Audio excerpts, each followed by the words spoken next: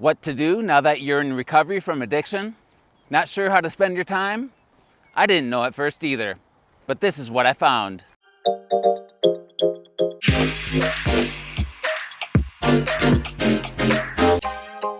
Hi, if you're new here, I'm Dan Ronken. I'm a licensed therapist and a person in long-term recovery.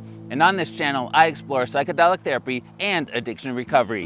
In this video, I'm going to run through 3 tips for addiction recovery. Now, this is from my own recovery journey, so take what you want and leave the rest.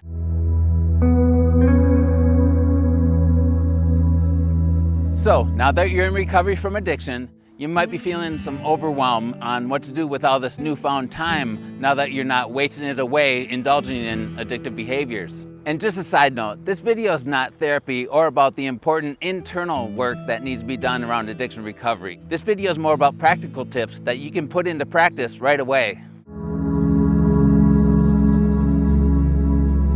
Addiction is dangerous, sexy, thrilling, painful. It's super complex.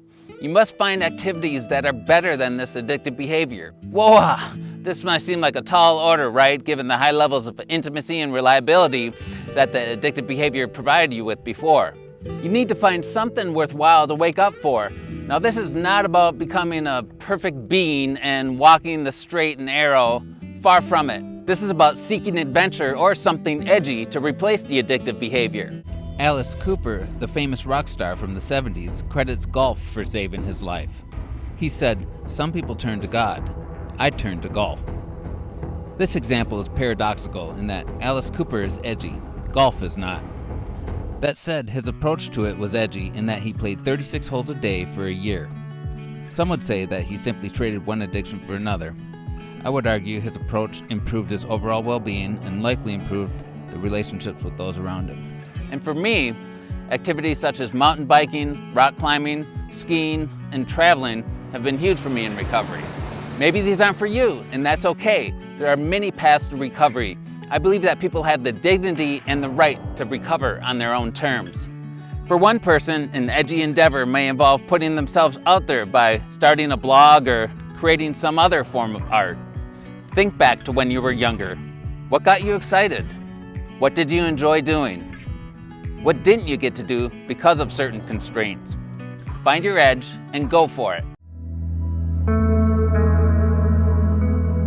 One of the best ways I found to start off the day is to kick it off with a meaningful message. What do I mean by that? Well, before answering, I must make an important point. I do this before checking my phone, text, email, scrolling, okay? I like to kick off the day with an inspirational message from a book titled Touchstones, a book of daily meditations for men. It only takes a couple of minutes and helps me start off the day with the right frame of mind and prioritize my thoughts on what's really important. Some days the messages resonate with me more than others. For example, sometimes there's a little too much God language in it, while other times they use more practical or general spiritual terms that resonate with me and I can make meaning out of it myself. You can find the daily messages online for free. I'll put a link in the description of the video below. But I would highly recommend picking up the actual book if you can. It's like 13 bucks on Amazon right now. It's time for a hat. So bright. Can you still see my eyes? How do you like to start the day? Let us know in the comments below. It's always interesting to hear from the experience of others, and your suggestion may help other people who are watching this video.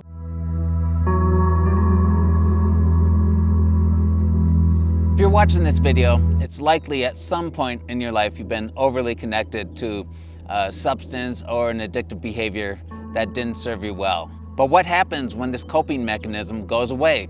The answer is you need to find something to connect with. People are a great place to start. 12-step programs are one way to connect with others and feel less alone, but aren't a good fit for everyone.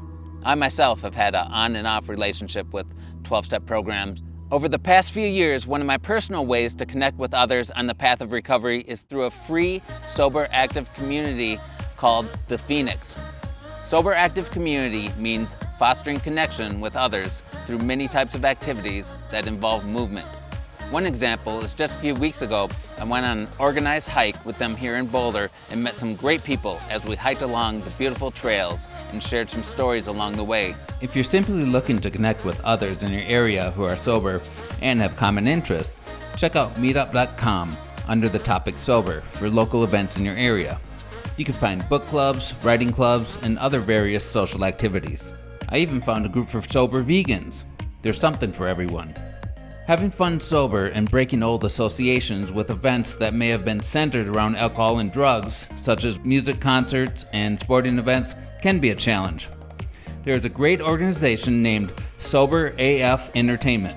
What they do is provide sober sections at non-sober events. Genius. And if being around people is just too much of an ask right now, that's okay. Another way to experience connection is through nature. There is a strange term related to this. It's called biophilia. Bio what, you ask? Let me break it down. We as humans are part of the natural world. Bio is short for biology, which means relating to living things. Philia is attraction to or love of. Think of it as the opposite of phobia, which means fear of things. E.O. Wilson, the Harvard biologist, defines it as the innately emotional affiliation of human beings to other organisms. So when we're outside in nature, we are surrounded by countless other living things which can foster a sense of connection, if you're actually paying attention. Just to be clear, we don't need to be attracted to all other living things. For example, don't go chasing down a squirrel trying to sneak a kiss, or find a bear and go get an authentic bear hug. Not a good idea. And lastly, if nothing else, at least go get a plant. Having it where you live is good for your well-being. Take care of it the best you can. Follow directions on watering and proper light for this particular plant. And hey, if it dies, don't take it personally. I'm serious, it's not your fault. I know how sensitive we can be. To see what one of these adventures looks like, check out this video up here.